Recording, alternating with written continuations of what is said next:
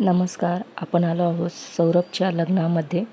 हे पहा, आता माझा फेटा बांधून झाला आहे.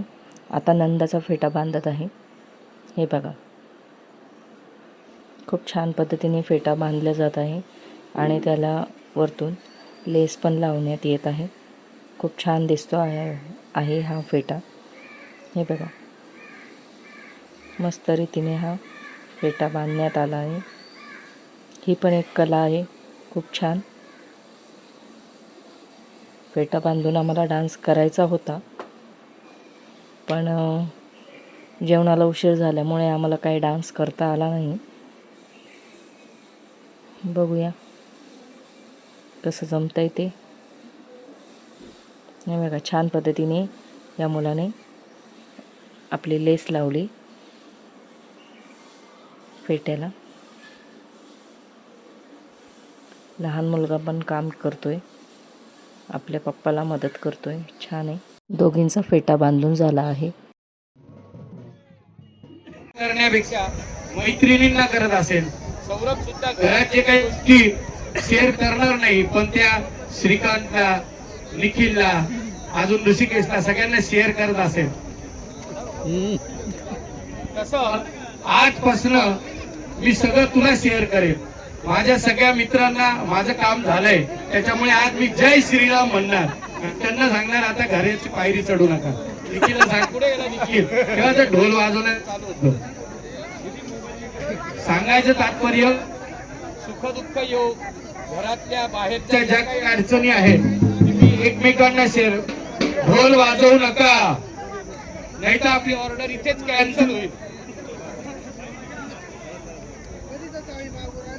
एकमेकांना शब्द द्यायचा आहे आणि 6वी सुपारी लुटायची आहे.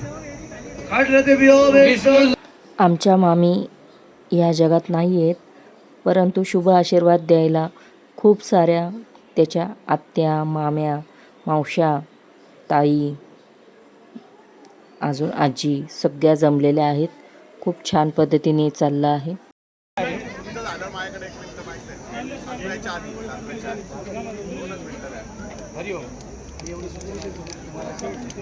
हरिओम. 7वं वचन देत आहेत, पतिस्कंद दत्ता स्वामी. पतीला तुम्ही माझे स्वामी आहात. स्वामी म्हणजे काय, तर हिमालयावर तपश्चर्या करणारे स्वामी नाही, ज्यांनी भरपूर मोठी दाढी वाढवली नाही, असे नाही. तर तुम्ही माझ्यासाठी पती परमेश्वर आहात. तुमच्यासाठी माझा देह मी समर्पित करते. तुमच्या शब्दाच्या पुढे मी जाणार नाही आणि तुम्ही सदैव सगळं सांगाल तसं मी आचरणात असेल, असं वचन आपण देणार आहोत. आणि 7वी सुपारी लुटायची. पण हे आमचे कहार साहेब काहीतरी सांगतात. जय श्रीराम.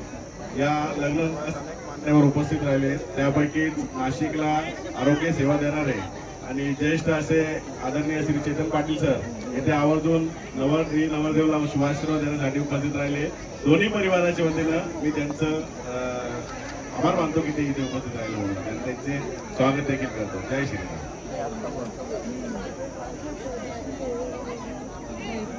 माईक द्या बरं, माईक द्या वैभवजी.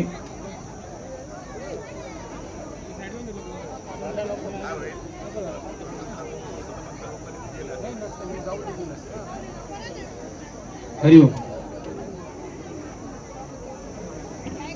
तुझ्या हातात माईक घेत आहे. हॅलो.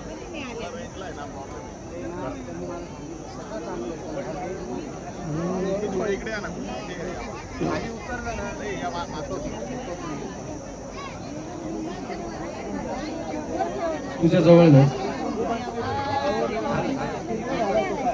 का थांबले 7व्या सुपारीला? काय सिग्नल पडला?